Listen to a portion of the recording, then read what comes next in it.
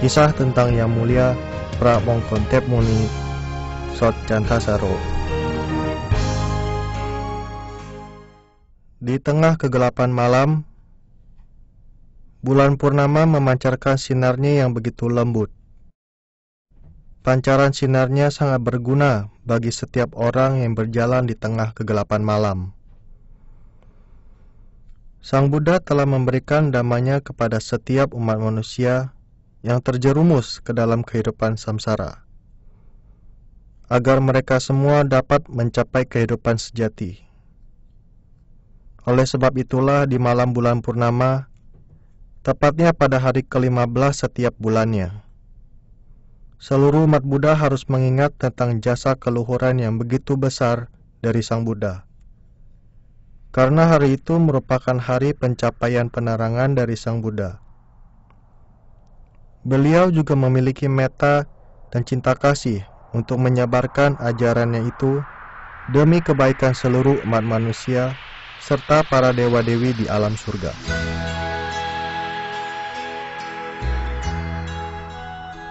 Sejak 500 tahun yang lalu sebelum Masehi, murid-murid dari Sang Buddha telah mengumpulkan ajaran Dhamma beliau ke dalam buku suci Tripitaka serta buku suci yang lainnya. Tetapi cara untuk mencapai penerangan yang telah diajarkan oleh Sang Buddha dan bukti nyata dari orang-orang yang telah mencapai penerangan dari cara yang beliau ajarkan telah berangsur-angsur hilang. Sampai di mana hadirnya seorang pria muda yang telah mentadbiskan dirinya seumur hidup dalam agama Buddha demi mencari makna yang sesungguhnya dari ajaran Sang Buddha untuk kembali sekali lagi. Di malam bulan purnama, tepatnya di bulan ke-10 tahun 1917, Yang Mulia Luang Pu Wak Peknam Pasicaren Pramongkontep Muni Sot Cantasaro telah bertekad bulat untuk bermeditasi dan berkata bahwa jika sekali ini aku duduk bermeditasi dan tidak dapat melihat Dhamma seperti apa yang telah dicapai oleh Sang Buddha, maka aku tidak akan beranjak dari tempat duduk ini sampai akhir hayatku. Setelah beliau membulatkan tekadnya, beliau mulai bermeditasi dengan tekun dan tabah, sampai akhirnya beliau dapat mencapai Dhammakaya. Pencapaian tersebut merupakan suatu penemuan yang sangat berharga, karena penemuan ini bukan hanya didapatkan dengan praktek dan teorinya saja, tapi merupakan pengetahuan, penglihatan, dan pencapaian Dhamma yang sesungguhnya yang ada di dalam tubuh, yang dicapai dengan cara mengheningkan hati dan pikiran dalam pertengahan tubuh, atau jalan tengah yang merupakan jalan untuk terbebas dari penderitaan hidup ini.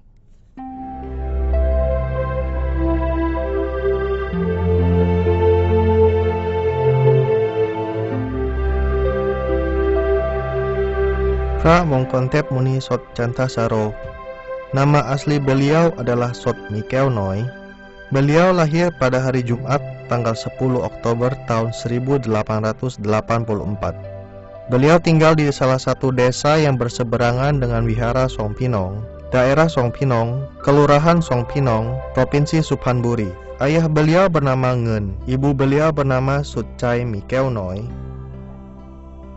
Beliau merupakan anak kedua dari 5 bersaudara. Keturunan beliau adalah keturunan hartawan. Keluarga beliau memiliki bisnis jual beli beras yang berada di seluruh daerah Songpinong. Semasa kecilnya, beliau adalah orang yang sangat pintar. Beliau sangat kokoh dan mantap dalam melakukan sesuatu. Beliau akan bersungguh-sungguh dalam melakukan sesuatu sampai berhasil. Sampai usia beliau genap 9 tahun, beliau memiliki kesempatan untuk belajar dengan salah seorang biku yang adalah pamannya di Wihara Songpinong. Setelah pamannya keluar dari kebikuannya, beliau mulai belajar membaca di Wihara Bangpla. daerah Banglen, Provinsi Nakhon Pathom, sampai akhirnya beliau dapat membaca dan menulis bahasa Thai dan bahasa Kamboja. Setelah itu beliau pulang ke rumahnya untuk membantu ayahnya berjualan dengan menggunakan aliran sungai sebagai pusat penjualan berasnya ke berbagai macam provinsi. Sewaktu beliau berumur 14 tahun, ayah beliau meninggal dunia. Dan mulai saat itu, beliaulah yang mengatur semua bisnis penjualan beras. Pada waktu itu beliau hanya memiliki 2 perahu dan beberapa pekerja. Tapi beliau tidak pernah menyerah. Beliau tetap berusaha keras, dan atas kerendahan hati, cinta kasih, serta kepintaran beliau dalam melakukan bisnis. Hal ini membuat para pekerja serta pelanggannya sangat suka dan sangat menghormati beliau. Oleh sebab itulah, bisnisnya menjadi sangat sukses, sampai ia terkenal sebagai salah satu hartawan di daerah tersebut. Pada suatu hari, ketika beliau kembali dari menjual beras, air sungai yang mengalir di kota Chaisri sangat deras. Hal ini membuat para pekerja sangat sulit untuk mendorong perahunya. Akhirnya beliau memutuskan untuk mencari jalan pintas dan mengarahkan perahunya ke aliran sungai yang kecil. Para penduduk di situ menyebutnya Sungai Bang Iten. Sungai di daerah ini sangat terpencil dan sempit. Daerah ini juga terdapat banyak perampok. Jadi beliau sangat berhati-hati selama melewati sungai itu. Kemudian beliau menyuruh salah satu pekerjanya untuk berada di bagian belakang perahu. Karena biasanya, seorang perampok akan melukai orang yang berada di bagian belakang perahu terlebih dahulu, yang umumnya adalah pemilik perahu. Setelah itu, beliau mengambil senjata yang berisi 8 peluru dan berdiri di bagian depan perahu.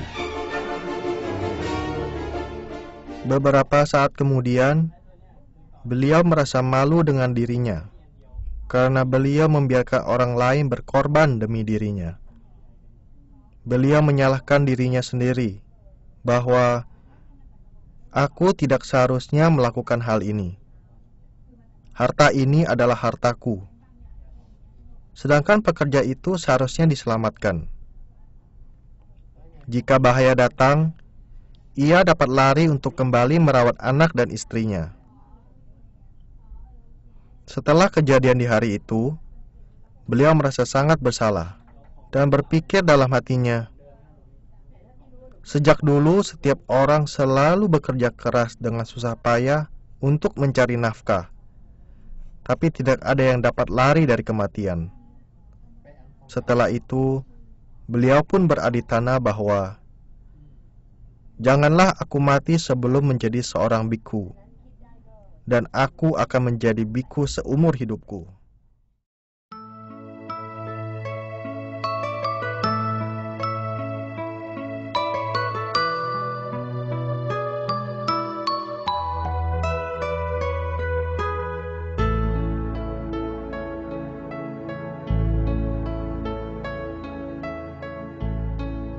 Saat itu beliau sudah berumur 19 tahun. Tapi adithana yang pernah beliau ucapkan masih melekat di dalam hatinya. Setelah beliau membulatkan tekadnya, beliau pun semakin giat bekerja demi mengumpulkan banyak uang. Akhirnya, beliau pun dapat mengumpulkan uang yang dapat membiayai semua kebutuhan ibunya seumur hidupnya. Setelah itu, beliau akhirnya memutuskan untuk mentabiskan dirinya sewaktu beliau berusia 22 tahun. Beliau ditabiskan di Wihara Songpinong, daerah Songpinong, Provinsi Suphanburi. Nama kebikuan beliau adalah Biku Chantasaro. Beliau berada di Wihara Songpinong hanya 1 wasa saja.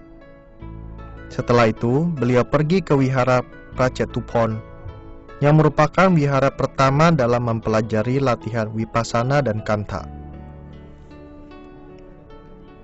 Bhikkhu Cantasaro tidak pernah menyerah dalam mempelajari sesuatu. Beliau berniat untuk mencari pengetahuan dari para bhikkhu yang terkenal pada saat itu. Beliau pun pergi belajar ke salah satu wihara yang bernama Arunrat Wararam yang berada di seberang sungai Chao Phraya. Selain itu, beliau juga belajar di wihara Mahathat, dan jika beliau punya sisa waktu, beliau akan pergi belajar ke wihara Suthat serta wihara Samplem agar beliau memiliki banyak pengetahuan. Setelah cukup lama tinggal di wihara Prachetupon, akhirnya beliau pindah untuk tinggal di beberapa wihara seperti wihara Mahathat yang berada di provinsi Suphanburi. Setelah itu kembali lagi ke wihara Songpinong, di mana tempat ini adalah tempat kelahiran beliau. Beliau sangat suka bermeditasi. Setelah beliau menjadi bhikkhu, keesokan harinya beliau langsung melakukan latihan meditasi secara rutin. Beliau juga terus mencari pengetahuan tentang dhamma dari wihara-wihara lainnya.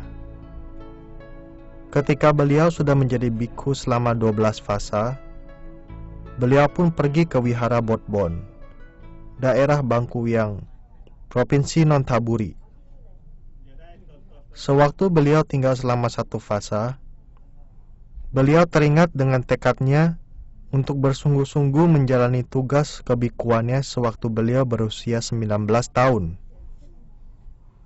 Pada waktu itu, beliau bertekad untuk menjadi bhikkhu seumur hidup. Dan saat ini, beliau sudah menjadi bhikkhu selama 12 tahun. Tapi kebenaran yang telah Sang Buddha ketahui dan lihat, masih belum beliau lihat dan ketahui.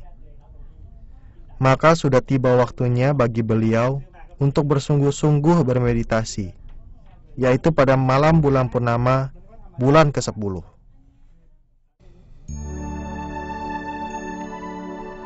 Setelah beliau selesai berpindapata, beliau pun segera menyelesaikan tugasnya, agar tidak ada keresahan dalam hatinya sewaktu duduk bermeditasi. Setelah itu, beliau pun segera bermeditasi di Ubosattha, dengan bertekad bahwa jika beliau belum mendengar suara panggilan untuk makan siang, beliau tidak akan beranjak dari tempat duduknya. Setelah itu, beliau menutup matanya dan berpawana, Sama Arahang, Sama Arahang, secara berulang-ulang sampai tubuhnya terasa sangat pegal dan lelah. Tapi beliau masih tetap duduk, karena telah membulatkan tekadnya. Dan akhirnya, hati beliau pun menjadi tenang sedikit demi sedikit. Hati beliau telah terpusat pada satu titik, dan terlihat bola yang sangat bening dan suci, sebesar kuning telur di dalam tubuhnya. Hati beliau terasa sangat sejuk, nyaman, dan sulit dijelaskan dengan kata-kata. Sore itu setelah beliau menyelesaikan semua tugasnya, beliau kembali ke Ubosattha sekali lagi, kemudian beraditana. Jika aku belum mencapai penerangan seperti apa yang telah dicapai oleh Sang Buddha, aku akan mengorbankan nyawaku. Aku tidak akan beranjak dari tempat dudukku. Bola kristal yang sangat bening dan suci itu masih hening dalam pertengahan tubuh beliau. Semakin terang dan terang, kemudian bola itu pun mulai membesar yang ukurannya sebesar matahari. Di saat beliau masih duduk hening dan diam, tiba-tiba ada suara yang terdengar dari dalam pertengahan bola yang terang itu. Machima Patipata. Saat itu juga timbul satu titik terang yang sangat terang dari pertengahan bola itu, dan perlahan-lahan membesar yang ukurannya seperti bola yang pertama. Kemudian bola itu pun hilang. Lalu beliau pun berkata, "Oh, seperti ini sulitnya. sehingga orang-orang sulit untuk mencapainya. Penglihatan, ingatan, pikiran, dan pengetahuan harus hening menjadi satu dalam satu pusat. Setelah hening lalu hilang. Setelah hilang maka akan timbul. Semakin beliau memusatkan hatinya dan semakin hening, beliau pun melihat berbagai macam raga yang timbul secara bergantian. Sampai akhirnya beliau mencapai Dhammakaya, yang bentuknya seperti sang Buddha yang terdapat kuncup bunga teratai di atas kepalanya. Tetapi beliau lebih bening dan suci dari raga yang lainnya. Setelah itu, beliau merenungkan kembali atas apa yang telah beliau temukan dan terus mengheningkan hatinya lebih dalam lagi. Sampai di mana beliau melihat gambaran sebuah wihara, di mana beliau dapat mengenali bahwa wihara itu adalah wihara Bangpla. Dan di wihara ini akan ada banyak orang yang dapat mencapai penerangan seperti apa yang telah beliau capai. Setelah keluar dari masa wasa, beliau pun pergi ke wihara Bangpla untuk mengajarkan tentang apa yang telah beliau temukan. Sampai di mana ada orang yang dapat melakukannya dan menjadi pengikut beliau, yaitu 3 orang biku dan 4 orang umat. Ini adalah awal mula dalam menyebarkan Wicca Dhammakaya.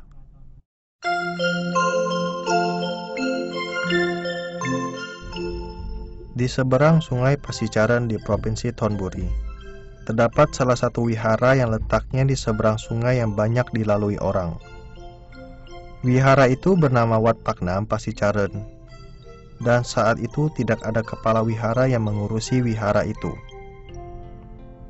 Pada saat itu Yang Mulia Prawanarat yang tinggal di wihara Pracetupon adalah biku yang bertanggung jawab sebagai ketua para biku di wilayah Pasicaran.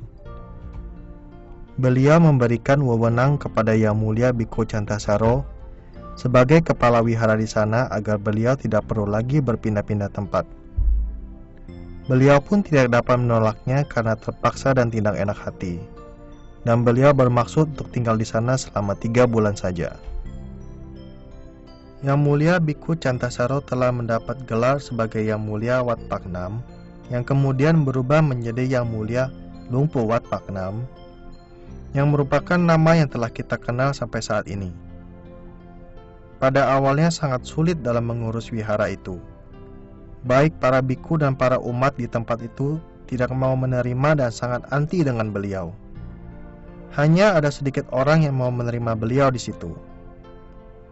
Sedangkan orang-orang yang menolak beliau, mereka memfitnah, mabuk-mabukan, dan berbuat onar. Ada pula yang menghadang beliau di tengah jalan dan menganiayanya. Sampai suatu hari, ada seseorang yang berusaha untuk membunuh beliau dengan cara menembaknya, sampai pelurunya menembus ke jubah kuningnya.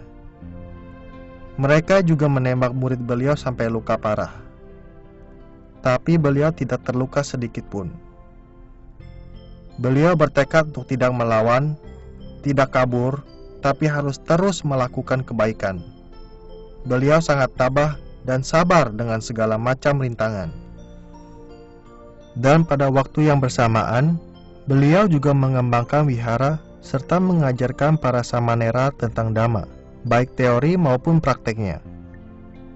Hal ini membuat banyak para biku yang datang dan tinggal di wihara Wat Paknam. Oleh sebab itulah, beliau pun memutuskan untuk membangun sekolah untuk belajar Dhamma.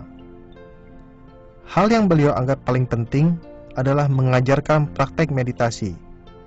Maka timbullah pelatihan meditasi bagi para umat. Dan dari sinilah banyak orang-orang yang datang untuk belajar meditasi dari Yang Mulia Lumpu. Lumpu Wat Paknam melakukan meditasi secara rutin dan terus mencari tahu lebih dalam lagi tentang Wicca Dhammakaya.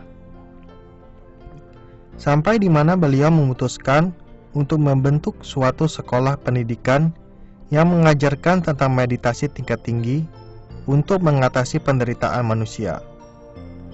Lumpu menyebut tempat yang sangat penting ini yang digunakan untuk mencari tahu tentang ilmu kebatinan tingkat tinggi, yaitu tempat pelatihan Wicca. Pelatihan Wicca pada waktu itu telah banyak membantu mengatasi penderitaan manusia, seperti mengatasi masalah yang terjadi dalam negeri, mengobati penyakit, atau masalah dalam berbisnis.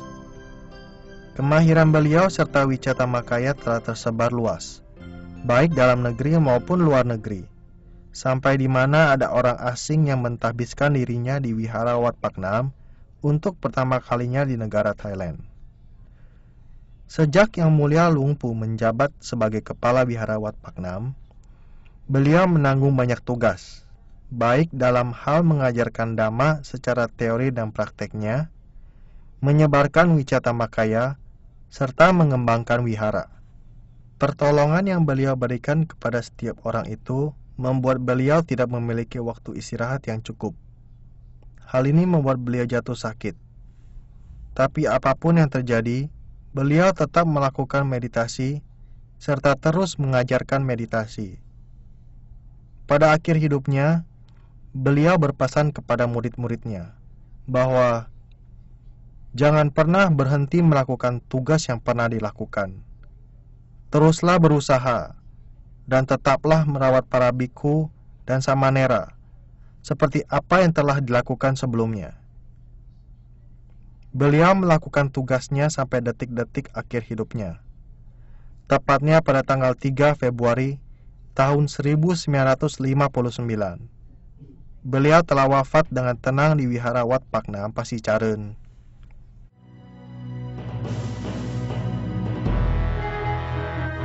Terlahirnya Pramongkontep Muni yang merupakan mahaguru terbaik di dunia, yang bersinar terang bagaikan sinar Dhamma untuk membawa kedamaian yang sesungguhnya bagi dunia ini. Dan atas tekadnya yang begitu kokoh dan mantap untuk menolong setiap umat manusia, serta menyebarkan Wicatamakaya ke seluruh dunia, agar setiap orang mengetahui tujuan hidup yang sesungguhnya, yaitu untuk menimbun parami, melatih diri agar dapat mencapai Dhammakaya yang memang sudah ada di dalam diri setiap orang. Dan jika saat itu telah tiba, dunia akan memiliki kebahagiaan yang berasal dari dalam tubuh, yang akan menimbulkan kedamaian yang sesungguhnya bagi dunia ini. Saat ini warisan Dhamma yang sangat langka, yaitu Wicatamakaya, telah tersebar luas dan telah terkenal di masyarakat umum. Murid-murid beliau bergabung menjadi satu untuk melanjutkan tekad beliau agar dapat segera berhasil, demi menunjukkan rasa bakti kita kepada seseorang yang juga telah dikenal oleh dunia sebagai penemu dari Wicatamakaya.